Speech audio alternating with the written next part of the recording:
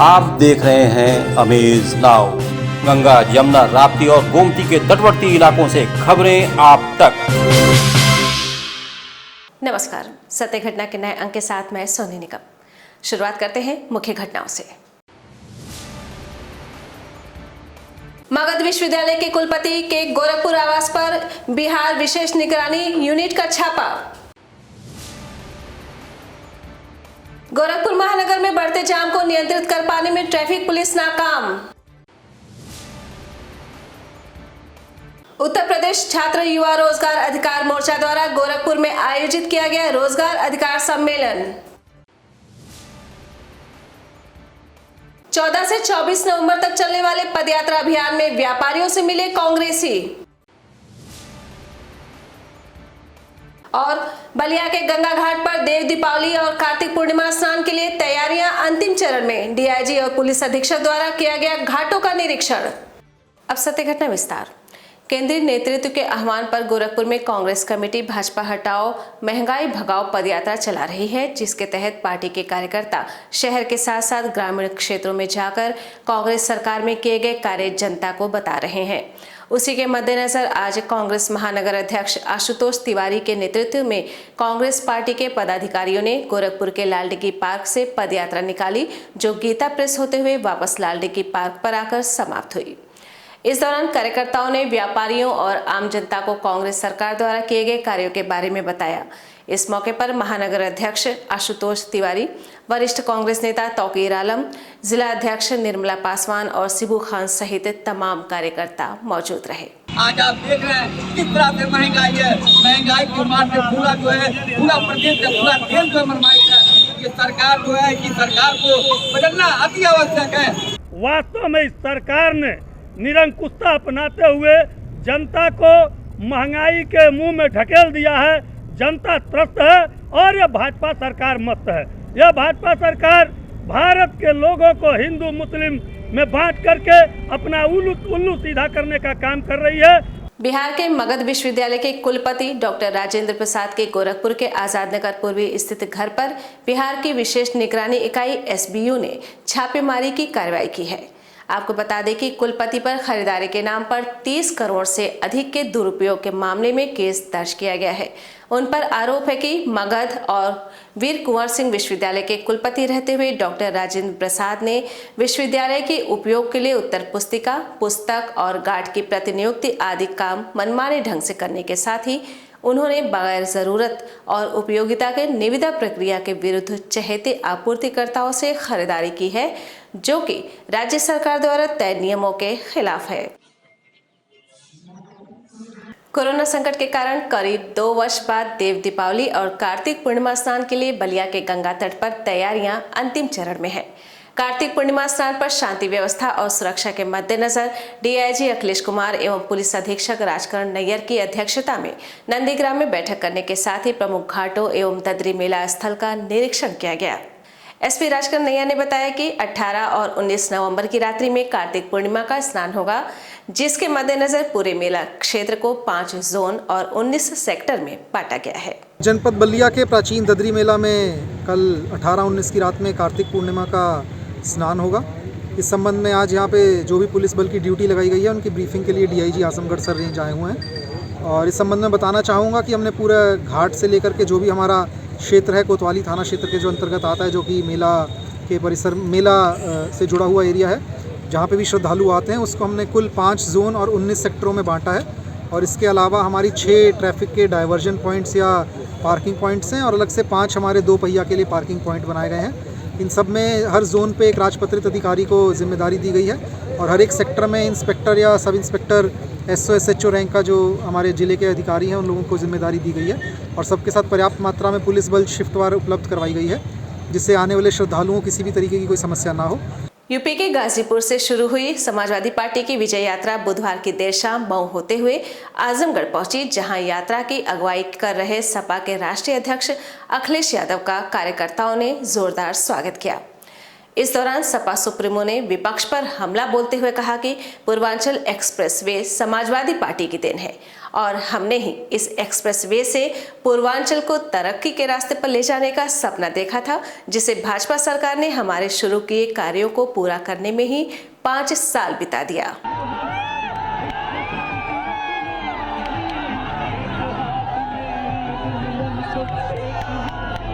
गोरखपुर महानगर में बढ़ते ट्रैफिक जाम को नियंत्रित कर पाने में पुलिस प्रशासन नाकाम साबित होता जा रहा है।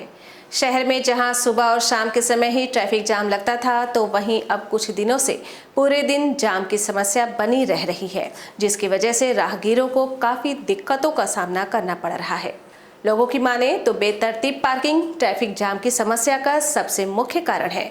शहर में पार्किंग की उचित व्यवस्था होने के बावजूद लोग सड़कों पर गाड़ियों को पार्क कर देते हैं, जिसके कारण ट्रैफिक जाम की समस्या उत्पन्न हो रही है। तो वहीं प्रशासन की ओर से भी ट्रैफिक जाम को रोकने के लिए कोई सफल योजना नहीं बनाई जा रही है। गोरखपुर में इस जगह पे बहुत जाम लग रहा है, जहाँ 10 मिनट में पहुँचना है वहाँ हम लोगों को 1 घंटा 2 घंटा लग जा रहा है। इसी तरह से रहेगा तो कैसे क्या होगा।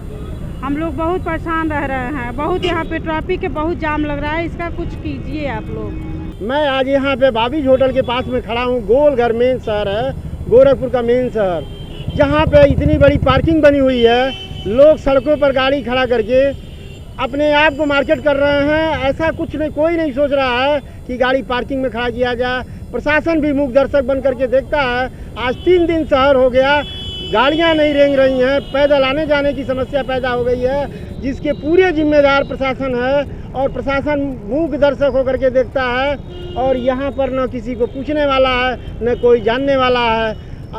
ये एम्बुलेंस जाती है तो वो भी रेंगती हुई जाती है, साइड नहीं मिलता है। इस तरह से मैं राजेश सिंह, अमेज नाउ, गोरखपुर। बलिया जिले के बैरिया से भाजपा विधायक सुरेंद्र सिंह जिला अस्पताल में चिकित्सकों की लापरवाही से हादसे में मृत युवक के शव का समय पर पोस्टमार्टम नहीं होने पर जिला अस्पताल पहुंचकर चिकित्सकों के इस रवैये पर अपनी नाराजगी जताई। आपको बता दें कि बीते बुधवार की सुबह चांदपुर गांव के रहने वाले मोहम्मद शमीम किसी की बाइक पर बैठकर बलिया जा रहा था। अभी वो देवराज ब्रह्म मोड़ पर पहुंचा ही था कि सामने तेज रफ्तार से आ रही मोटरसाइकिल से उसकी बाइक टकरा गई, जिससे उसकी मौके पर ही मौत हो गई। जिसके बाद जरूरी कार्रवाई करने के बाद शव को पोस्टमार्टम के लिए जिला अस्पताल भेज दिया गया था। एक डेथ हुई थी मुस्लिम मोहम्मद सलीम नाम के लड़के की, उसका पोस्टमार्टम होना था और उसका पूरा वो करा दिया गया है, परमिशन हो गई है, पोस्टमार्टम भी चालू हो रहा है और जैसे ही पेपर्स आते हैं पूरा पोस्टमार्टम कंप्लीट हो जाएगा। विधायक की नाराजगी के बाद देर रात युवक के शव का पोस्टमार्टम किया गया। इस दौरान जिला अस्पताल में हड़कंप मच गया। मोहम्मद सलीम नाम का लड़का है, मिस्त्री का काम करके परिवार को पालता था।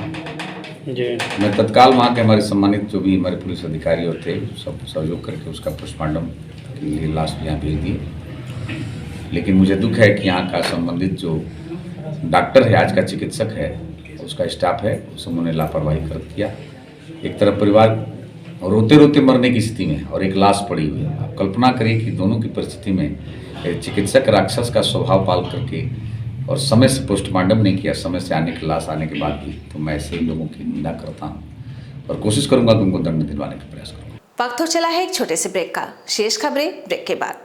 प्रॉब्लम हेयर फॉल की हो या हेयर लॉस की, दोनों समस्याएं एक ही हैं। या फिर पके बालों की समस्या हो, आप करा सकते हैं हेयर ट्रांसप्लांट। इसके लिए आपको आना होगा La Femex derma skin care and laser clinic, Noida sector 50। हर उम्र के मरीजों का होता है ट्रीटमेंट। हमारी दूसरी ब्रांच वैशाली में भी व्यवस्थित है। अपनी एक्चुअली इससे वो ज्यादा मैच्योर लग रहे होते हैं, तो उनको परेशान होने की जरूरत नहीं है। एक ट्रांसप्लांट प्लान की जैसी सर्जरी होती है, जिससे वो अपना वापस से कॉन्फिडेंस को गेन कर सकते हैं। यहाँ पे जो ओवरऑल मैंने पूरी टीम का कोऑर्डिनेशन देखा, एक जो एनवायरनमेंट देखा, जिस तरह उन्होंने ट्रीट किया, it was really awesome experience. यहाँ पेशेंट्स का उपचार से पहले और बाद में रखा जाता है खास ख्याल। महीनों और हफ्तों के चलने वाले ट्रीटमेंट की खिचखिच नहीं, महज 6-7 घंटे में संपूर्ण उपचार।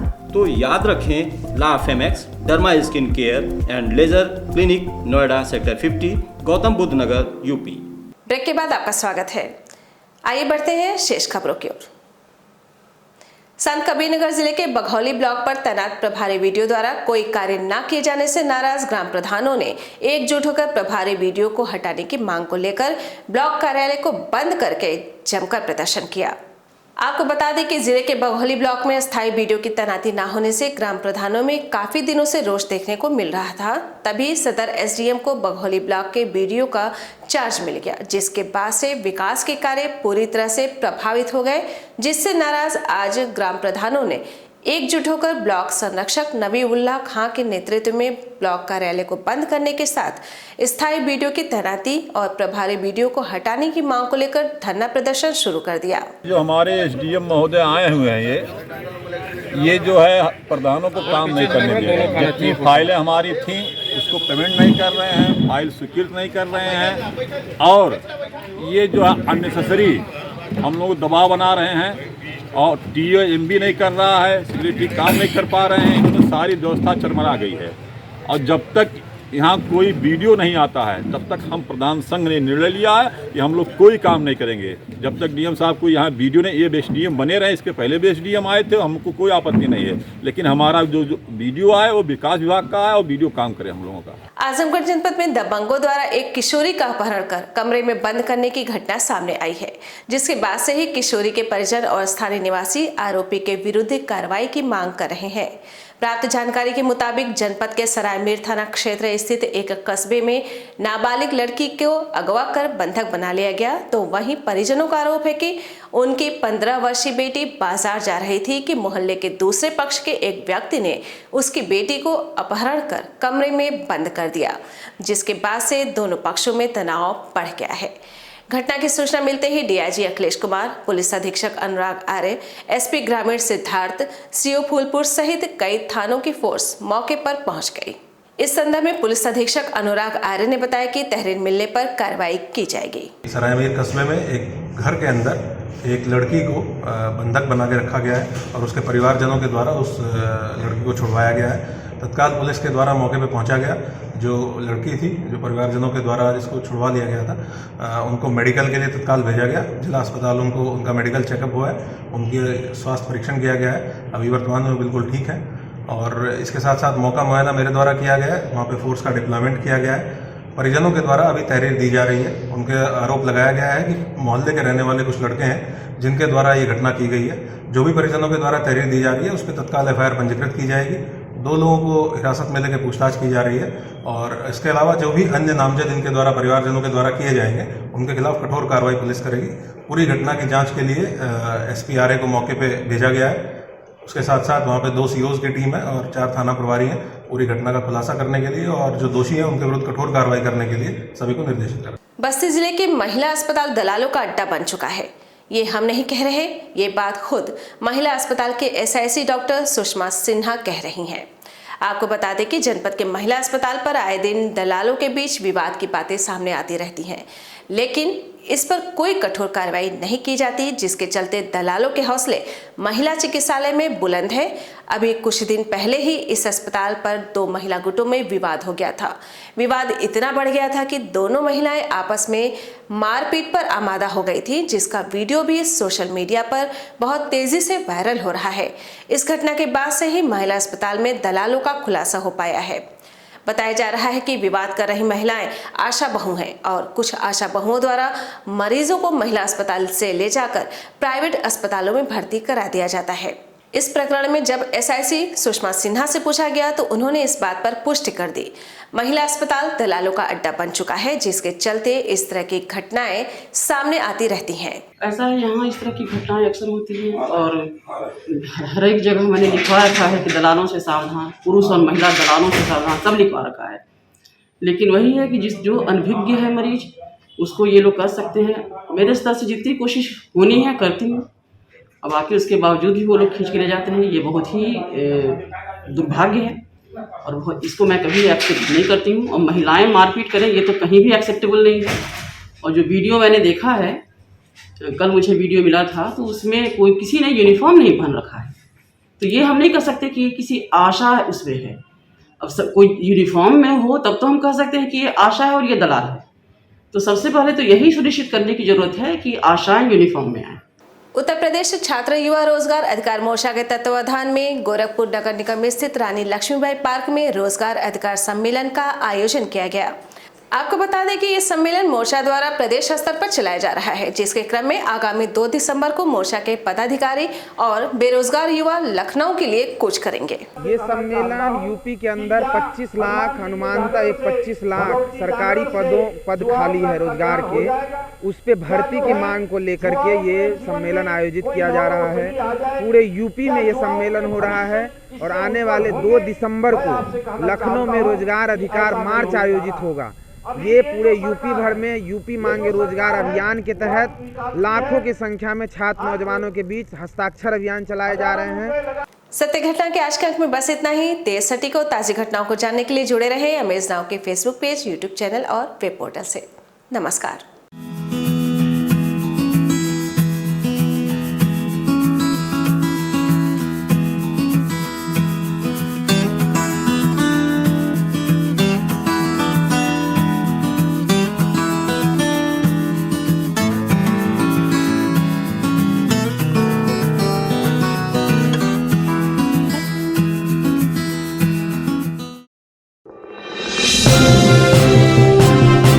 आप देख रहे हैं अमेज नाउ। गंगा, यमुना, राप्ती और गोमती के तटवर्ती इलाकों से खबरें आप तक।